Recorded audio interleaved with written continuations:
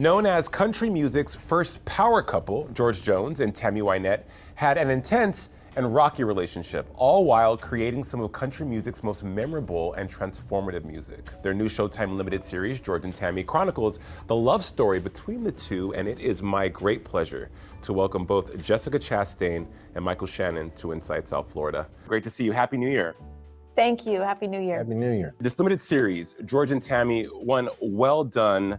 Jessica, you are executive producer. Freckle Films, your own company, has produced this. What made you want to tell this story? Well, I guess Georgette Jones did.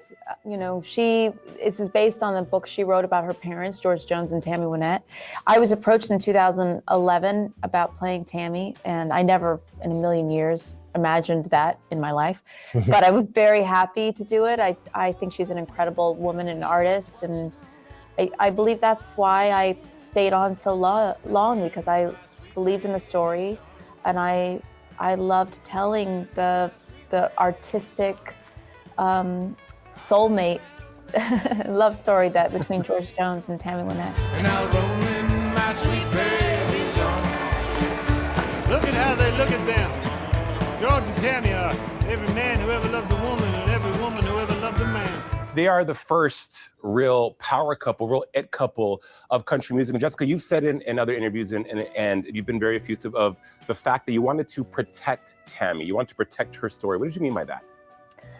I find, and even today, I listening to some things, I find that there is a cloud over Tammy in the way that people talk about her, and especially men, the way that men sometimes view her.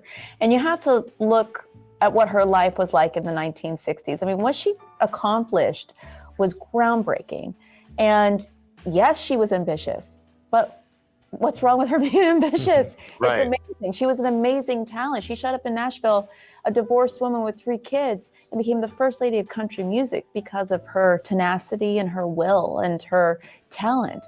And so I want to celebrate her for that. I find that sometimes when a woman achieves so much, there's a lot of people who just want to knock her down and want to attack her, and I think that's what happened with Tammy. Right, she was such a rebel, and conversely, what was interesting about Tammy was that she was such a rebel in her life, but when she sang about things, she sang about very conservative notions of like stand by your man and honoring these traditional ways that women were supposed to be in country music back then. Michael, you and Jessica are both some of the most versatile actors in Hollywood. And of course, you've taken on iconic roles such as Elvis in the past. What was it like for you stepping into this role of George Jones? I mean, this is not a fictional character. Yeah, I felt a huge amount of responsibility. I always do when I'm playing somebody, who's actually lived, and knowing how many fans, devoted fans that he had. I wanted to make sure that I honored, his memory. But it's a bit of a mystery. As much research as you do, it's hard to get a bead on exactly, who George was all the time. So there's a little detective work to be done there. My first time.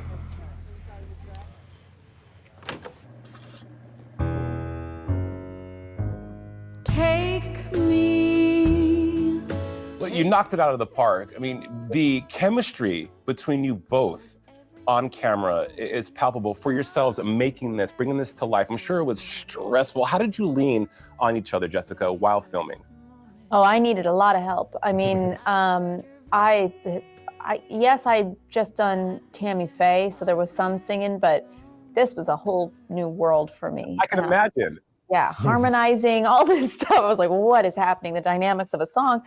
It just was a lot of work. And when the songs were approached less as musical numbers and more like monologues, like how are we continuing the scene work through the music, that felt like a way in for me. And 100% it felt like a partnership between us. From our very first rehearsal, it was just like, okay, we have to lean on each other. And we literally did lean, or we sat on that piano bench. I know. Put our moment.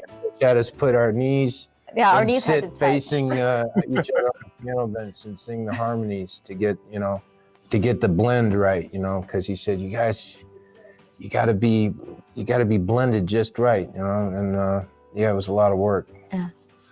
Michael, watching Jessica take on the role of the first lady of country music, what did you discover about Jessica? Because both of your performances were superhuman. Let's just start there. But watching her perform and deliver such a glowing performance, what surprised you?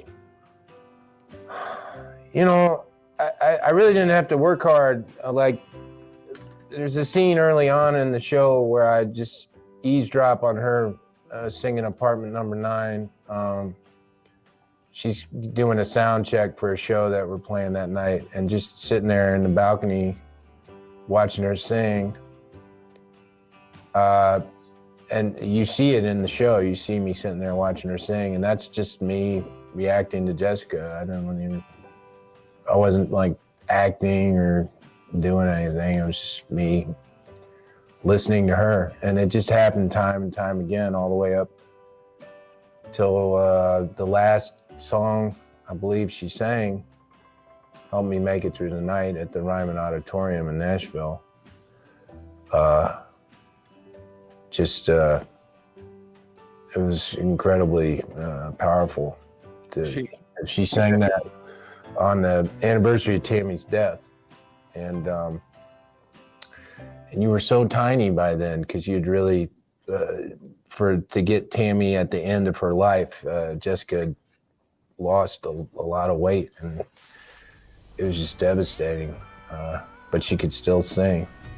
I don't know how you got that energy. This